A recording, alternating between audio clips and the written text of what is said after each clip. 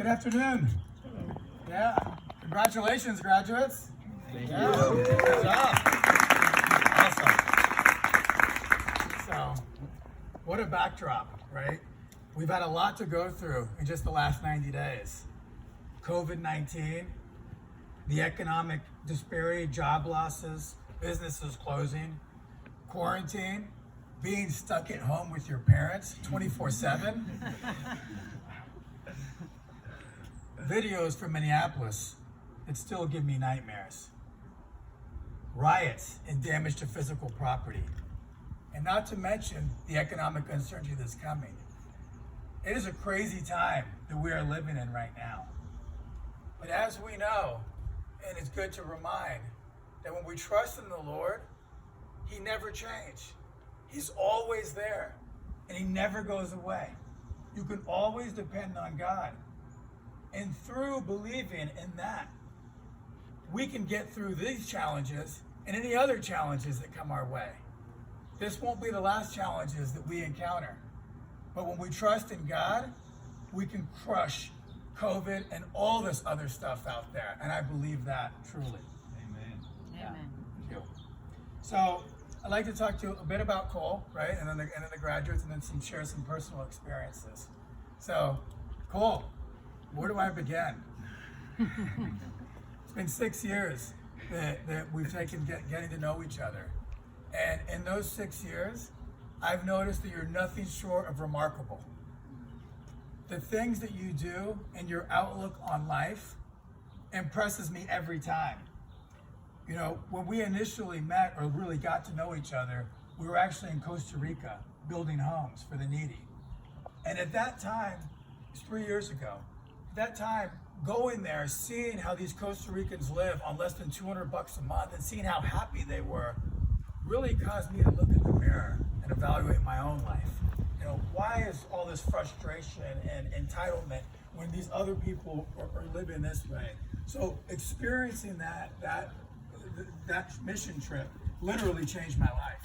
And what I want to say is, Cole, you already have that.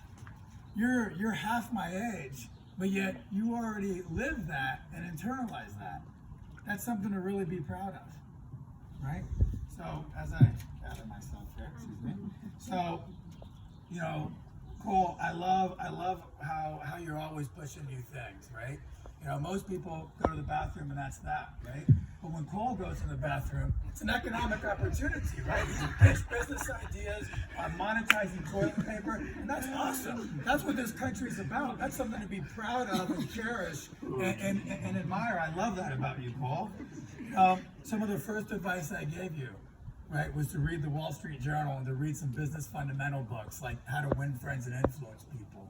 And most kids, forget that, most adults hear good advice or what I thought was good advice and don't do a thing with it, right?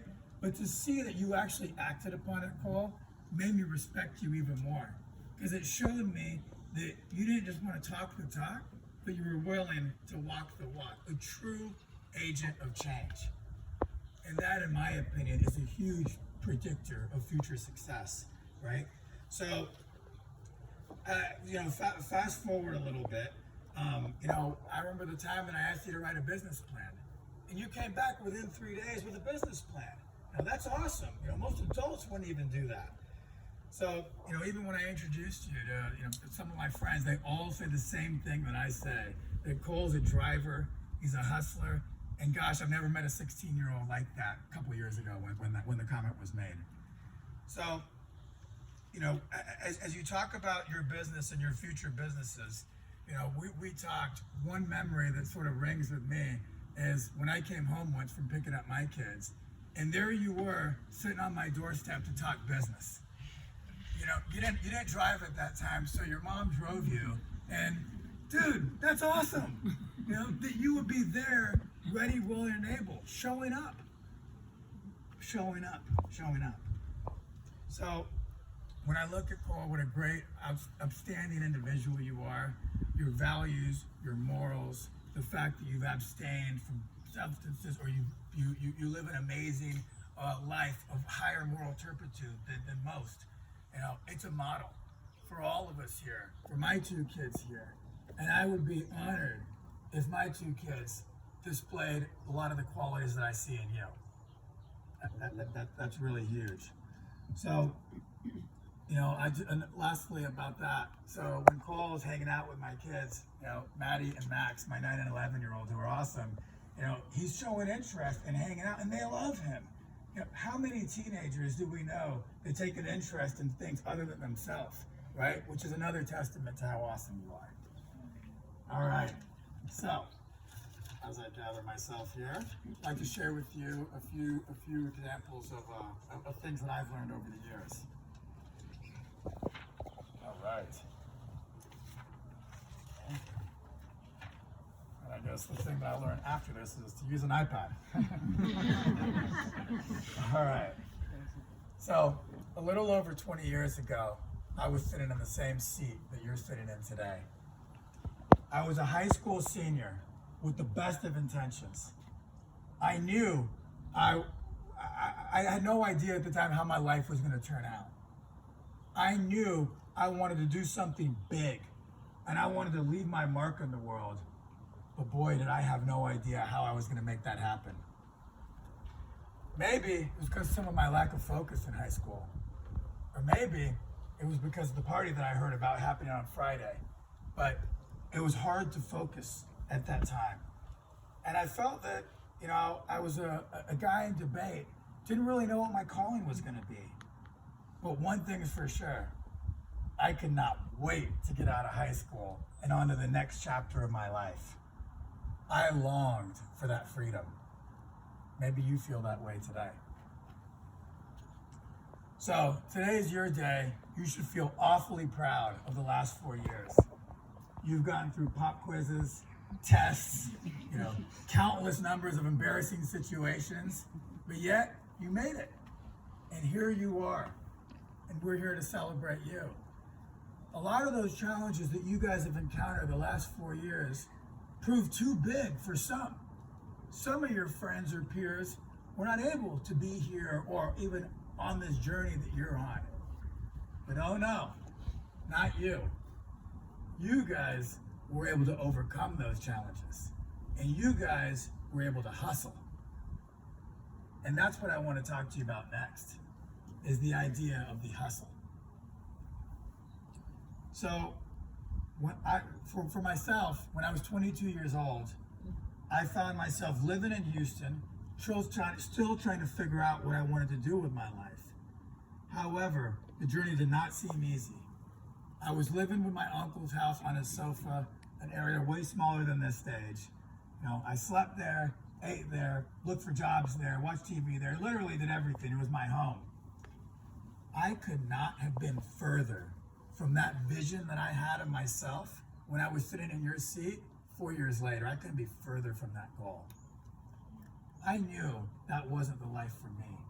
I knew that I needed to do something big. And I knew the only way I was going to get there was to work my way out of the mess that I was in. So I knew I needed to find a job. And at that time, I didn't have a lot of skills. So I had a stack of resumes, and I'd go out in Houston in the summer heat, and I'd go to these big office buildings. I'd start at the top floor, and I would literally go door to door from office to office, meeting secretaries, anybody who would meet and talk to me, handing out resumes, working my way down to the ground floor, going to every open door that I could go to. So after doing that for 3 months, I learned a little bit, got more comfortable with rejection, but I really didn't have any results to speak of. I was still working from morning till night to find a job, but no results, right? Frustrating. Until all of a sudden, boom, it happened. I met this company and became friends with the secretary working there, and they ended up hiring me fixing computers at a company called Computer Approach, which was great for me because it was a well-paying job, but I didn't know much about computers at the time. So with Google and calling technical support and figuring out, we sort of made that happen. So as I was repairing computers, it was a good job, a stable job, and the money was good. But I knew that I wanted and needed something more for me in my life. So I knew that I wanted to build my own dream and not someone else's. I kept a notebook, and at the end of every day, I would go back and I would write things that I learned to be successful from people or situations or circumstances that I was in. And at the end of the day, we are all just capable as the person next to us. The thing that separates us from others, or the high achievers from the not, is discipline, determination, grit, hard work. But at a certain level, all of our skills or abilities are similar. But it's what do we do with those skills to actually make something happen? And that is truly, truly what matters. So the key is to identify your talents and to develop them into powerful forces that can be used to push your vision forward.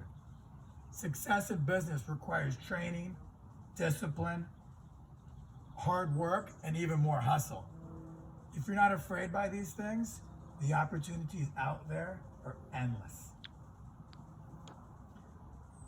I'm also here to tell you to develop whatever you are passionate about. You have to be willing to pay the price, which can come in many forms: education, hard work, and sustained effort. And don't be afraid to give credit to the people that have helped you get to where you have been. As for me, I know my parents were a great role. I know my wife has been a great supporter. My children have been a great supporter, and all my friends. And I thank them right now and before for all the support. And I suggest that you live a life like that too. And don't be afraid to show gratitude to your teachers, to your parents, immediately after this. It takes a team, it takes a village. So the people in my corner, most of all, is the people, and then there's God. God has made everything happen. He's always in control, and while it doesn't feel that way, it feels scary sometimes, and it feels out of control, in my heart and in my calm self, I know that He is always in control. I know that you know that as well. That gives me comfort to know that there's somebody bigger than us making sure that we will always be okay. So, all right, so back to my story. So I was working the computer job, and then I had an opportunity to work for a friend who was a Sprint PCS reseller. He was selling cell phones. And it was a growing company, but I had a stable job. So in my mind, I had some real fear. That was the only thing that could stand in my way. On one corner, I had a stable job that was secure and that was consistent and stable. On the other end, I had an opportunity to do something great, maybe, or nothing, who knows, but there was an opportunity to try to do something great. Oh boy, did it scare me. And eventually, I prayed about it. I trusted in it. I had faith in it. And then I made the right choice to join my friend. Now, it wasn't easy at first, right? Because if you let your fears control you, your worst nightmare will become true. So I believe the trick is to get ahead of this vicious cycle. And instead of letting your fears control your decision making, make your decisions out of true and genuine passions and interests. So for me, I had the two choices that I was faced with. And I made the choice a long time ago that I was going to just die trying. Even if I failed miserably, I still wanted to try. So as I jumped on there, the first 6 months were really rough. Sometimes I didn't even have money to buy gas or to eat. Maybe some of your parents know this feeling. So after going through that for 6 months and taking a beating and struggling for what seemed like my every move, boom, I finally got a break. And through using this online bulletin board, I was on the internet looking at this website. I'd identified buyers in China that would buy the same phones that we were selling in America for $20 more than what we could buy them for. So take a step back, and I'm like, well, this seems amazing that you could buy something at 100 and sell it at 120 and high volume, and it seems so easy. there was tons of these suppliers in America. So gathering up these suppliers in America and then coordinating the suppliers in China, which is just simply through the internet and email, was able to make a business. And off of that, I thought to myself, this is going to be way easier than I thought. If all you got to do is a little bit of internet research and a little bit of hustle to put together a money-making operation, this could be great. At that moment, I learned one of the most important lessons, a really important lesson in business. It was not only true for that business, but true for all businesses, right? Super, super important. Buy low, sell high. No joke. All right. So going through this was an awesome journey. Of course, there's been lots of iterations on the business since then, right? This industry is constantly changing. One of my favorite sayings about this is, working in this industry, is it 20 years? Is it 1 year repeated 20 times, or is it actually 20 years of experience? Consumer electronics, for better or worse, is always changing. So it's always kept me on my toes. So as part of that iteration today, we've developed factories in Mexicali, which, as you're aware, and we're on to the next wave of what is possible in our industry. And today, I believe we're doing something very compelling, which is basically making phones like new again without buying any parts, right? So it's pretty compelling, and excited about the future there. So something I'd like to talk to you about too is contacts and networking. So, today the people that run my factory in Mexico, or the people that I do business with, are all people that I've met over the years. And, there is a saying, it's not what you know, it's who you know. But I'm also here to tell you that's not really true. Because all the contacts that I needed to make stuff happen, I made along the way. And you will too. Doesn't matter what your dream is, doesn't matter what your vision is.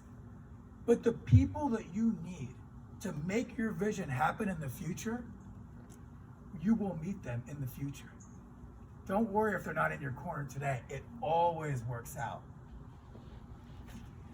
So, as I started to get further and further involved in my business, it started doing a lot of networking. Now I'm hanging out, socializing, and wow, business started becoming super fun. Now it's no longer the grind.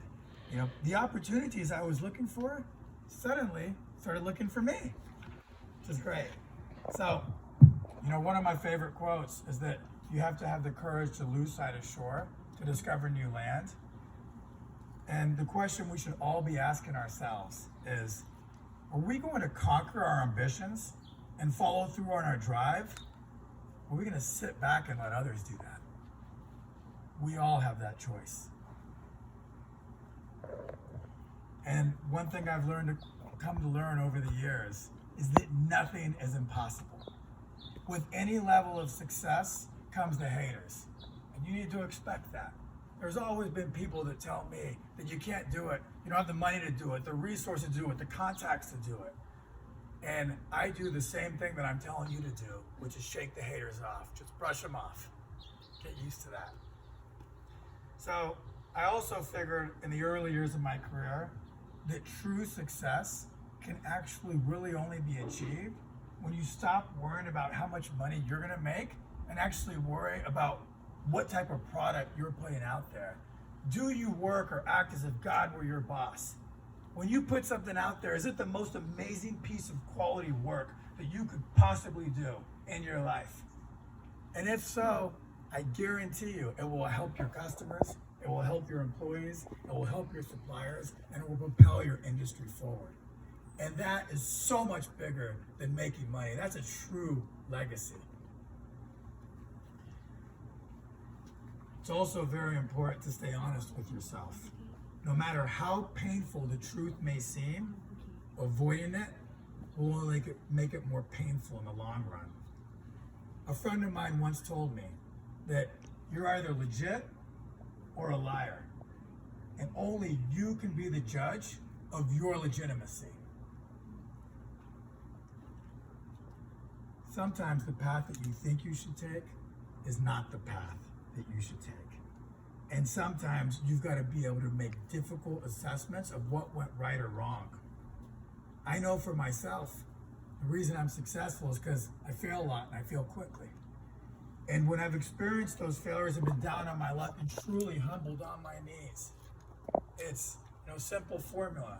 It's set goals, pray, work hard. And that simple formula can get you out of anything. So for me, when I'm on my knees, it's looking in the mirror and saying, what did I do to get here? And it's slowing down and it's having those moments of solitude, that quiet time, when you can truly think about what went right and what went wrong.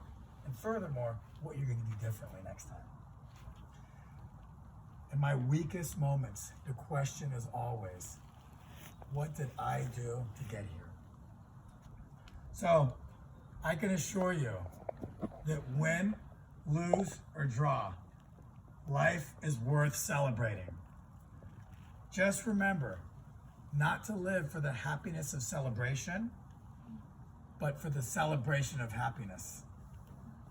In my life, I've learned that seeking celebration only will lead to disappointment and away from true happiness.